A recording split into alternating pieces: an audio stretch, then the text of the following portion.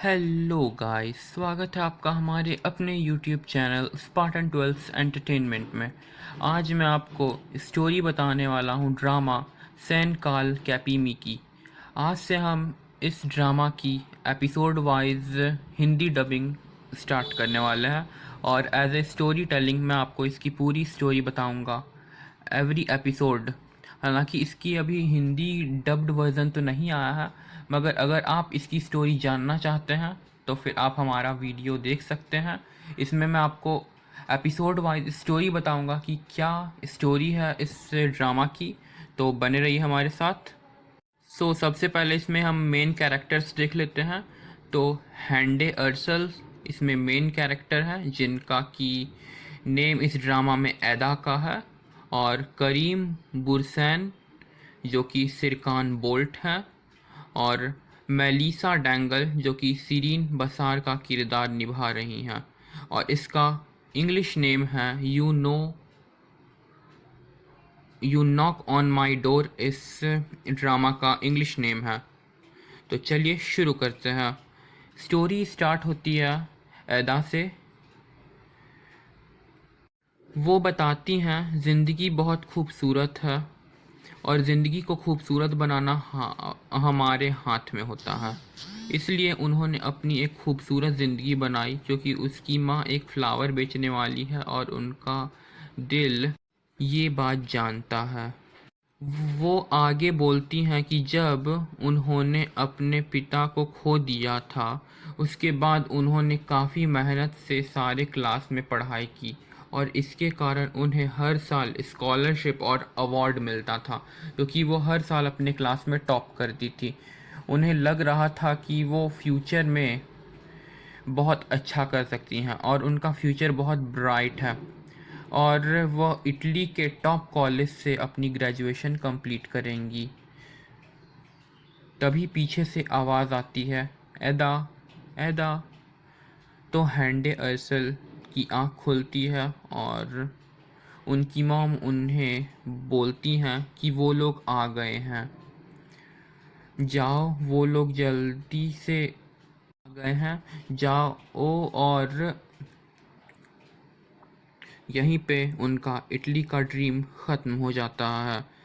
फिर वो अपनी दुकान के बाहर जाकर खड़ी रहती हैं, जहाँ पे कि बहुत से वाइट कलर के बोरे पड़े हुए रहते हैं और वो सोचती हैं इटली के ड्रीम्स के बारे में। तभी उनकी मॉम वहाँ खड़े होकर उस सैक उतारने वाले आदमी से बोलती हैं कि इसे यहाँ क्यों आपने उतारा है, इसे अंदर तक उतार दीजिए। तो वो आदमी उन्हें रिप्लाई करता है कि मुझे और भी बहुत से काम है और मुझे बहुत जगह काम अभी और डिलीवरीज देनी है, तो ये आप खुद कर लीजिए। तो फिर एदा की मॉम एक सैक उठाती है, तो एदा उनसे बोलती है कि आप छोड़ दीजिए, मैं कर लूँगी। और फिर एदा सारे सैक्स को उठाकर दुकान के अंदर ले जाने लगती हैं। तभी उनकी मॉम की आवाज़ आती है पीछे से, 36 हो गया। फिर आखिरी सैक उठाते हुए उन्हें अचानक कुछ सोचने लगती हैं एदा और वो अचानक से गिर जाती हैं। और तभी उनकी माँ उनके पास भागते हुए आती हैं और बोलती हैं, रुक जाओ, थोड़ा आराम कर लो। तो वो जाकर बैठ जाती हैं और जो बोरी उनसे गिरी थी उन्हें उसकी मॉम बोलती है कि ये मैं साफ़ कर दूंगी, तुम जाकर बैठो। तभी वो बोलती है कि अभी मैं बस हाई स्कूल ग्रेजुएट हूँ और फ्लावर सेल करती हूँ। फिर वो बोलती हैं कि वो आदमी है, एक आदमी है जिसने उसके सारे ड्रीम्स चुराए हैं। फिर करीम की एंट्री होती है, जो कि सिरकान बोल्ट का किरदार निभा रहे हैं इस ड्रामा में। और सिरकान एक एरोप्लेन से उतरते हैं, प्राइवेट एरोप्लेन से। और फिर वो अपनी सेक्रेटरी या असिस्टेंट जो भी आप बोले उन्हें कॉल करते हैं और उन्हें बोलते हैं, लैला, मेरी आज अरवान बे के साथ मीटिंग थी और मुझे ये एक दिन पहले याद दिला देना था, बहुत ज़रूरी था। बहुत बुरी बात है कि आपको ये इतनी छोटी सी बात भी याद नहीं है। क्यों, तुम हो मेरी ज़िंदगी में, तुम्हें ये भी नहीं पता? तो उस उनकी असिस्टेंट बोलती है सॉरी सर। तो सिरकान का रिप्लाई आता है कि या तो आप ऐसे काम करना बंद कर दीजिए या तो सॉरी बोलना बंद कर दीजिए। फिर सिरकान बोल्ट बोलता है कि मैं अपने कपड़े चेंज करने जा रहा हूँ और फ़ोन कट हो जाता है। फिर स्टोरी में एला को दिखाया जाता है जब वो प्लांट के मीन्स फ्लावरिंग प्लांट्स के वो बढ़े हुए पौधों को काट कर मतलब उन्हें शेप दे रही थी, तब का सीन दिखाया जाता है।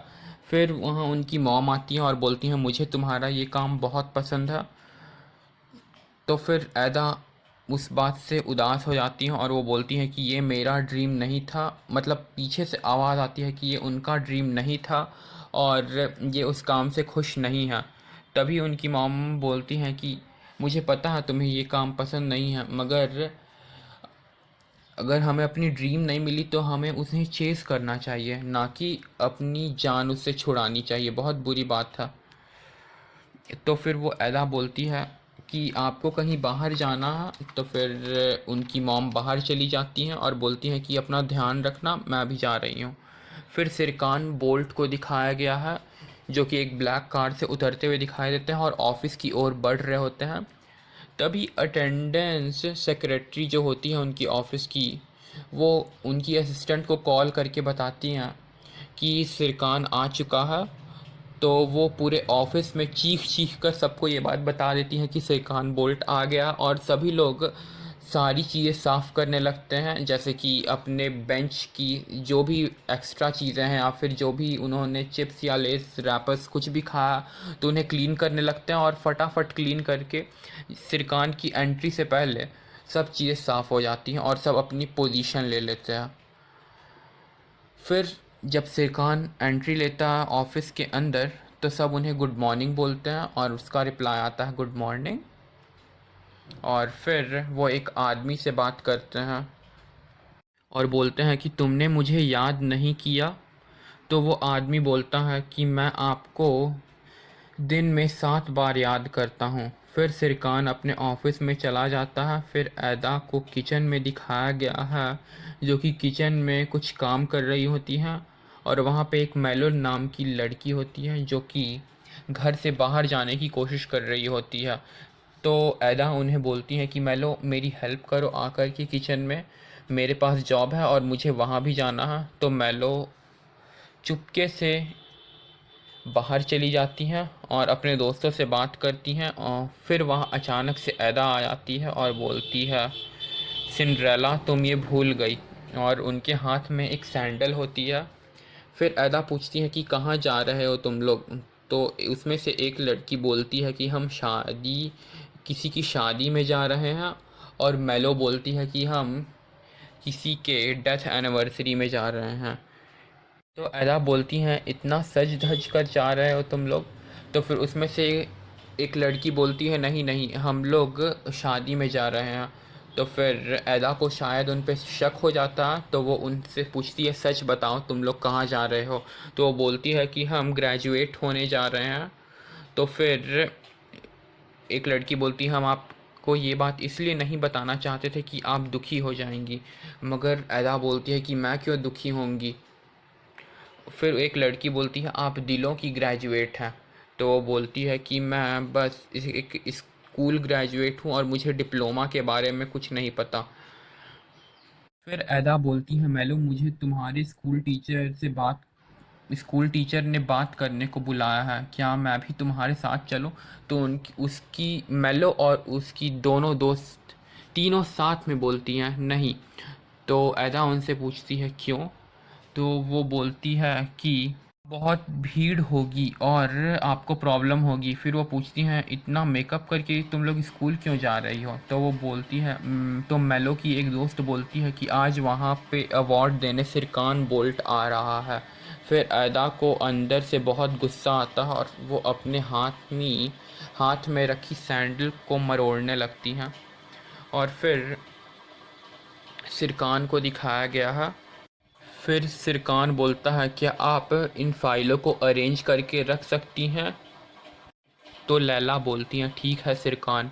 और अचानक से सिरकान चलते चलते रुक जाते हैं और उन्हें बोलते हैं कि मेरा कमरा ऊपर की तरफ है, वहाँ जाइए। तो लैला बोलती हैं, उन्हें मुझे पता है सिरकान, bye.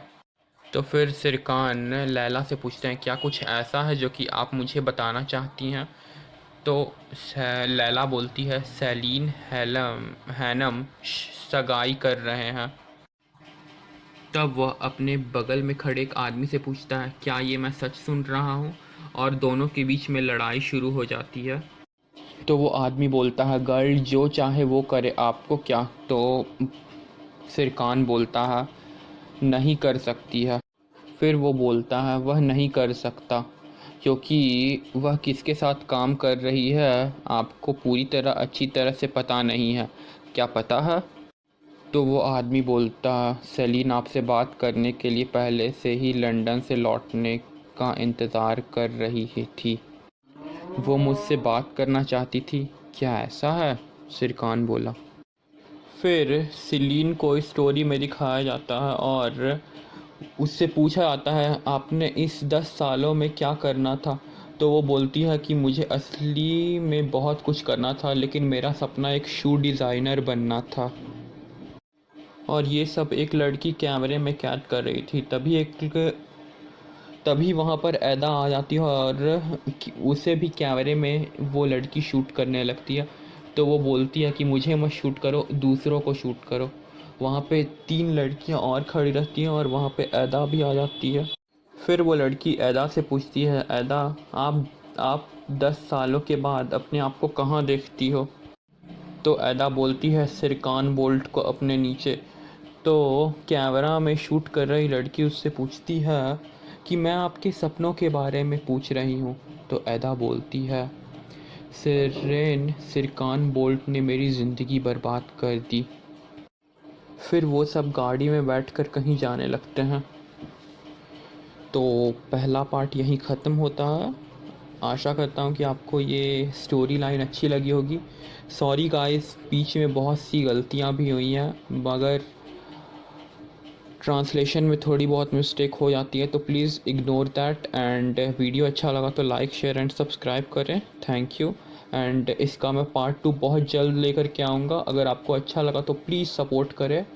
Thank you. Bye bye.